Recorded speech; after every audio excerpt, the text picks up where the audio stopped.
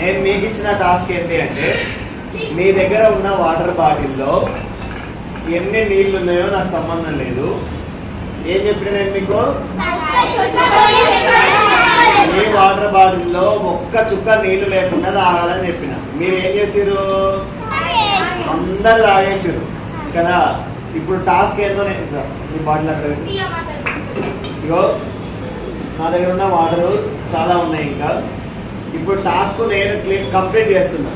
నా దగ్గర ఉన్న వాటర్లో ఒక్క చుక్క నీళ్లు లేకుండా, ఒక్క చుక్క అయిపోయింది తాగేసి.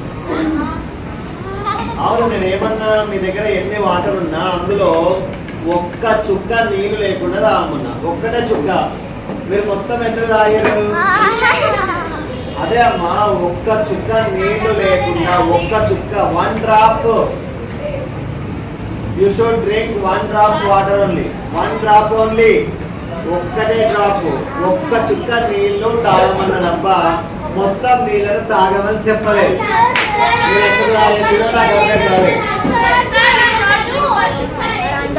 అదే ఒక్క చుక్క లేకుండా, ఒక్కటే చుక్క లేకుండా, దాంట్లో ఒక్క చుక్క లేకుండా తాగమన్నా.